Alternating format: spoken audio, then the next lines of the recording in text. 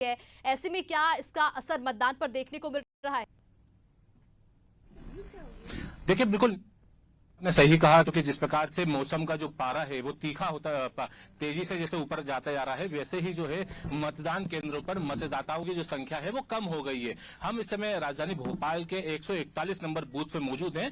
राजधानी भोपाल के ये शिवाजी नगर क्षेत्र में आता है। आप तस्वीरें देखिए, तस्वीरों में आप देख सकते हैं कि अब यहाँ पे जो है केवल गिने चुने ही मतदाता मतदान केंद्र पर पहुंच रहे हैं। कारण साफ है कि जिस प्रकार से गर्मी तेजी से बढ़ रही है, उसके चलते जो है मतदान केंद्र पर मतदाता भी कम पहुंच रहे हैं। हमारे साथ कुछ मतदाता भी साथ में हैं, हम उनसे चर्चा करेंगे। आप यहाँ पे आज वोट डालने आए हैं, काफी तीखी गर्मी है, बावजूद आपने जो है आज आपने वोटिंग किया। गर्मी तीखी हो या पानी गिरे या ठंड हो, वोट तो डालना ही पड़ेगा ना, क्योंकि यही हमारा सबसे बड़ा अधिकार है कि हम खुद हमारे क्षेत्र का नेता चुने या मंत्री जो भी है। और सबसे ज्यादा तो ये सही है कि जो लाडली बहना योजना में 1250 मिल रहे गृहिणियों को, वो सबसे बड़ी बात है, क्योंकि उसी से आज आत्मनिर्भर बन रही है औरतें। और कुछ करे ना करे, दिन भर में वोट जरूर डालें। आप भी हमारे साथ मौजूद हैं, हम आपसे चर्चा करेंगे। जिस प्रकार से पिछले 2 चरणों के चुनाव की बात की जाए, 2 चरणों में जिस प्रकार से पारे की वजह से यानी तीखी गर्मी थी, उसकी वजह से मतदाता कम जो है मतदान जो है स्थल तक आ सका। आपका क्या मानना है, क्या वोट डालना वाकई जरूरी है? और वोट यदि आपने किया है तो क्या कुछ उद्देश्य लेके?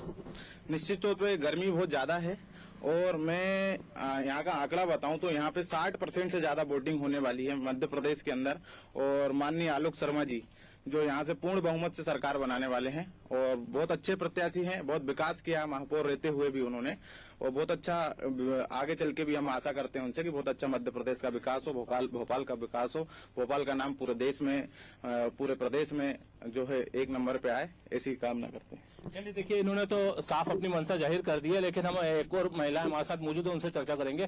क्या नाम है आपका? शर्मिला मालवी। शर्मिला, आप ये बताइए कि आज आपने वोटिंग की है, जिस प्रकार से पिछले 2 चरणों की बात की जाए, काफी कम जो है बात की जाए तो वोटिंग परसेंटेज रहा। इस बार कुछ मतदाताओं में उत्साह नजर आ रहा है, उसका क्या कारण है? सर ये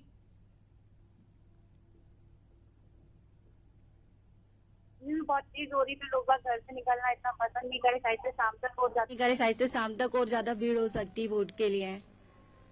तो देखिए, साफ तौर पे जिस प्रकार से यहाँ पर जो मतदाता आए थे, उनका साफ तौर पर मानना है कि प्रदेश के देश के विकास के लिए सही जनप्रतिनिधि को चुनना जो है उनकी जिम्मेदारी बनती है। चाहे गर्मी तीखी हो या बारिश हो रही हो, उन्होंने अपने मकसद मंशा जो है साफ की है कि कितनी भी गर्मी पड़े वो अपना वोट डालने के लिए मतदान केंद्र तक पहुंचे हैं। दूसरी ओर हम मनीषा बात करें, कुछ वोटिंग परसेंटेज भी हमारे सामने आए हैं। अभी जो दोपहर 1 बजे तक जो वोटिंग परसेंटेज है, उसके अनुसार गुना संसदीय सीट की बात की जाए तो करीब 50% वोटिंग गुना संसदीय सीट पे हो चुकी है।